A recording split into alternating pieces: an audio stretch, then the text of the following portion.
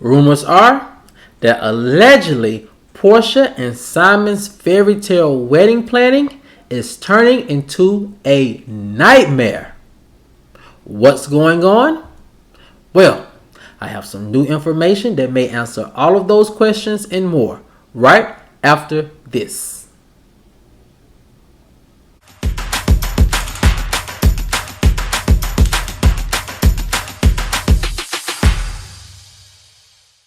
What's up, kinfolk, and welcome back to the channel. If you're new here, do me a favor and subscribe. And if you already are subscribed, do me a favor and get notified, so you'll know whenever I upload new videos to the channel. Alright, kinfolk, come on into the house. We have a lot to talk about, and it centers around rumors that allegedly Porsha and Simon's fairy tale wedding planning has become a nightmare. What's going on? And can they fix it? Well, I have some new information that may answer all of those questions and more. And here it goes. Horror, panic, and shock are all the words sources say that describe the current state of Porsha and Simon's wedding planning.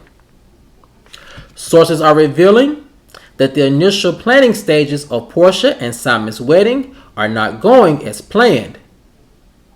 Sources say the couple is allegedly being stretched financially thin trying to plan two weddings, with one being international.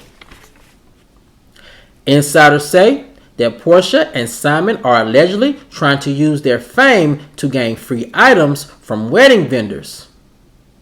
However, the same insider says the couple was shocked to see so many luxury vendors turn down their requests. Sources confirm that these are vendors who usually work for international billionaire clients and not with reality and social media celebrities. So what happened to the rumored big wedding budget? Well, industry insiders revealed that it appears that Porsha couldn't get the network to foot the bill for her lavish wedding. The industry insider said this: they had to admit that they don't know the extensive details of Porsha's deal, but with the apparent lack of a huge wedding budget, it seems her team failed to negotiate the network footing the bill for some, or if not all, of her wedding expenses. Another insider said the couple allegedly panicked when the network refused to pay for the large portion of the overseas wedding budget. The couple was also then forced to scale down their lavish spending in order to save money to keep up the appearances for such a large event. Sources say that Porsha once again sold the network on documenting a very lavish and expensive lifestyle that she has to deliver on, but many people think she can't. But can she actually? Sources say it's been a struggle, and right now Porsha's fairy tale wedding could become a nightmare. Can Simon stop this from happening? One insider said yes, but right now most of his money is tied up in several business investment deals that he can't afford to disturb. So, is Porsha mainly footing the wedding bill herself? The source said yes, and kind of like no.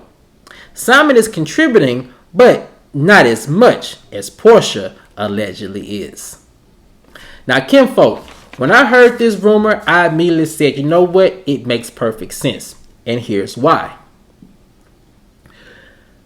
My sources have been telling me for some months now that if Porsha did get a second season of her spinoff or a wedding special, it would be a mad dash, a scramble to get everything produced and filmed.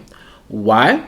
Because everything was pushed back because of what my sources are saying. Nene's lawsuit won, and the fact that Porsha's first season of spinoff was so drama-filled that networks just were on the fence for such a long time whether to bring her back or not.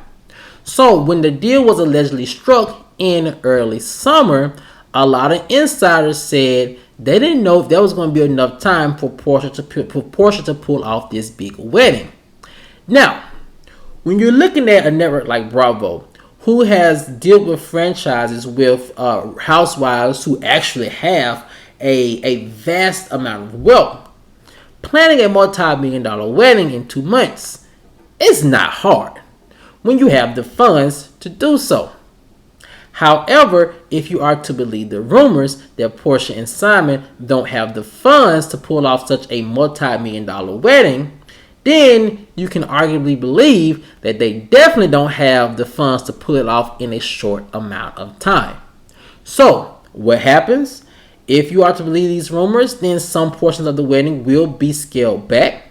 And also, allegedly, they're going to have to start pretty much asking big favors from a lot of vendors.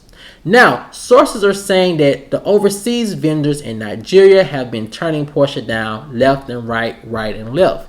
And they may have to make some TV magic by using planners and vendors who may not be so high end, but they can make them seem as if they are high end. And how will they do that?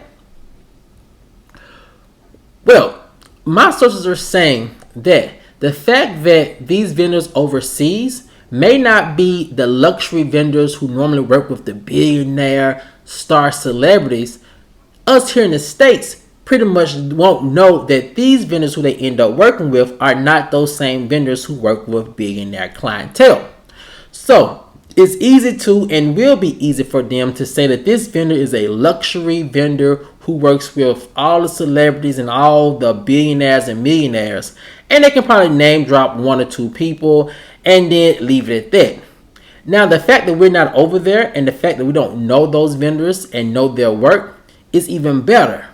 What I'm more interested in seeing is how is Porsha going to pull this stunt off over here in the States?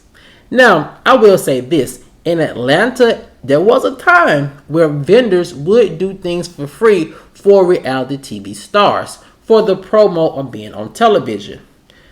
Now, when you look at the last big wedding that was on Bravo, Cynthia's, it had to be scaled down because of COVID. When you look at the last big wedding, which was Candy's, then you started getting into that area of people who are willing to do things free for Candy for the exposure. However, even then, social media was big, but the way people promoted themselves on social media wasn't as big. And so now you're looking at what? I think it's 7 years later, where social media has allowed a lot of vendors to create their own personal brand, reach thousands, if not millions of people with just a click of a button. So those vendors who work with celebrities and put on lavish events may not be willing to do things free for Porsha. And a lot of those celebrity planners now have their own television shows where they can showcase their own work. Now, I'm not saying that no one's going to come through for Porsha here in the States.